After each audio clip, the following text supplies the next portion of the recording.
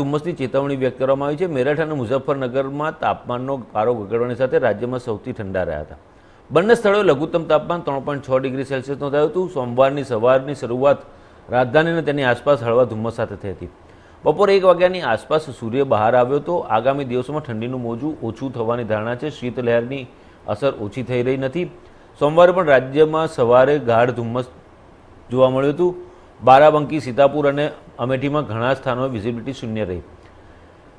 બરફ પીગળવાના કારણે લોકો ધ્રુજતા રહ્યા। જોકે બપોરના સમયે અનેક જિલ્લાઓમાં તડકો પડતા લોકોએ રાહતનો શ્વાસ લીધો તો મેરઠ અને મુઝફ્ફરનગર જિલ્લા છેલ્લા 24 કલાકમાં સૌથી ઠંડા જિલ્લા રહ્યા હતા।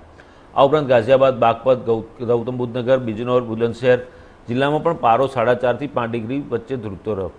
હવામાન વિભાગે મંગળવારે 50થી વધુ જિલ્લાઓમાં ગાઢ ધુમ્મસ અને કોલ્ડ વેવની ચેતવણી આપી છે। બુધવારથી હવામાન સ્વચ્છ થવાની ધારણા છે। અલીગઢ, મેરઠ અને આસપાસના જિલ્લાઓમાં સોમવારે સવારે ધુમ્મસ છવાયું હતું।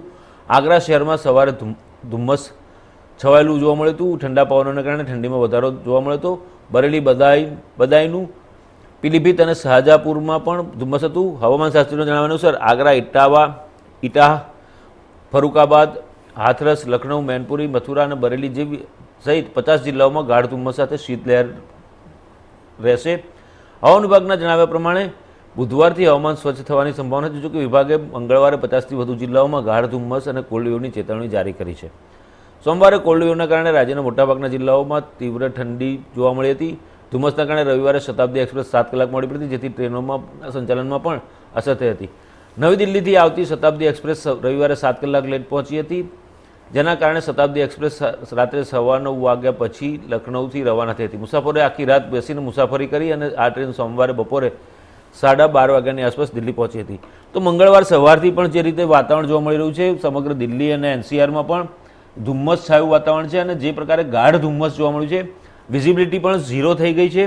અને દિલ્હીના ઇન્દિરા ગાંધી ઇન્ટરનેશનલ એરપોર્ટ હોય કે પાલમ એરપોર્ટ હોય, ત્યાં આગળ પણ ફ્લાઇટોની આવાગમન પર પણ ભારે અસર પડી છે।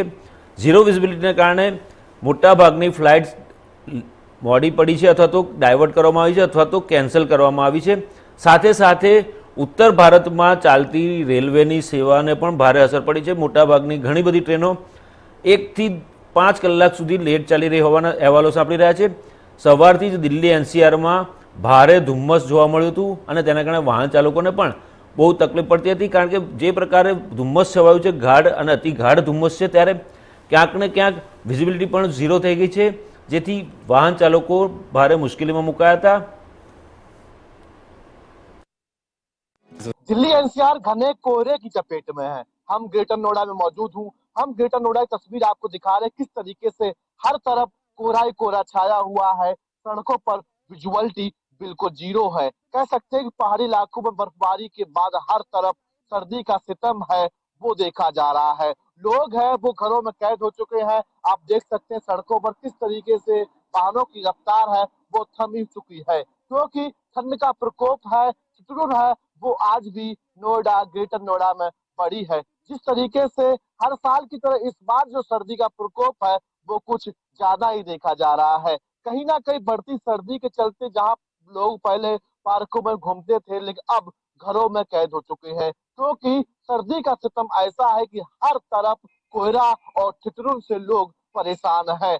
जहां तक कि जिला प्रशासन ने स्कूलों की छुट्टियां तक बढ़ा दी है, क्योंकि विजुअलिटी बिल्कुल 0 हो। सबसे ज्यादा दिक्कत उन लोगों को है जो यमुना एक्सप्रेसवे या बड़े बड़े एक्सप्रेसवे पर चलते हैं और उनको सामने से कुछ नजर नहीं आता है। तो कह सकते हैं कि सड़क हादसों में भी काफी बढ़ोतरी हुई है, क्योंकि विजुअलिटी के कारण जो सड़क हादसों की जो संख्या है वो दिन प्रतिदिन बढ़ती हुई जा रही है। हालांकि यातायात पुलिस है वो लगातार लोगों को जागरूक कर रही है और बता रही कि आपको जो वाहन है वो धीमी गति से चलाना है। जित Kumar, India news, greater Noida.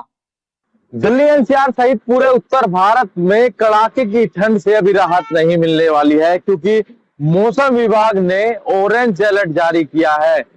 सर्दी को देखते हुए और घने कोहरे को देखते हुए लगातार मौसम विभाग चेतावनी दे रहा है, अलर्ट जारी कर रहा है। ऐसे में मैं गाजियाबाद NH9 पर मौजूद हूं और वहां की तस्वीर आपको दिखाने की कोशिश करता हूं।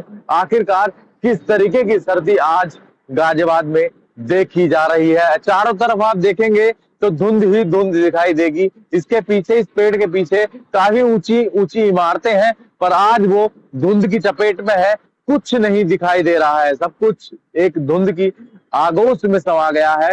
पूरे गाजियाबाद की तस्वीरें इस तरीके की ही दिखाई दे रही हैं। तो आप देख सकते हैं किस तरीके से जो वाहन चालक हैं अपनी वाहन का हेडलाइट का इस्तेमाल करते हुए दिखाई दे रहे हैं। साथ ही इंडिकेटर का इस्तेमाल भी किया जा रहा है। वजह यही है क्योंकि कोहरा अधिक होने के चलते विजुअलिटी भी काफी कम आज देखी जा रही है। वहीं मौसम विभाग लगातार चेतावनी भी दे रहा है कि आगामी एक हफ्ता इस तरीके के हालात बने रहने वाले हैं। वहीं दूसरी तरफ मैं दिखाना चाहूंगा इस सर्द हवाओं के साथ में हल्की हल्की बूंदाबांदी, आप देख सकते हैं हल्का हल्का पानी जो है फुहारे के रूप में देखा जा रहा है। गाड़ी के बोनट पर आपने देखा किस तरीके से जो सर्द हवाओं के साथ एक नमी जो देखी जा रही है वो काफी परेशान कर रही है। हाड़ कपा देने वाली सर्दी से अभी राहत नहीं मिलने वाली है और आज का तापमान 5 डिग्री सेल्सियस अभी का गाजियाबाद का दर्ज किया जा रहा है, जो वाकई लोगों की सिकुड़न बढ़ा रहा है। तो आप समझ सकते हैं किस तरीके से आम जनजीवन घनी सर्दी और कोहरे से प्रभावित हो रहा है। तो आने वाले कुछ दिन और इस तरीके के हालात बने रहने वाले हैं। गाजियाबाद से अनिल चौधरी, इंडिया न्यूज।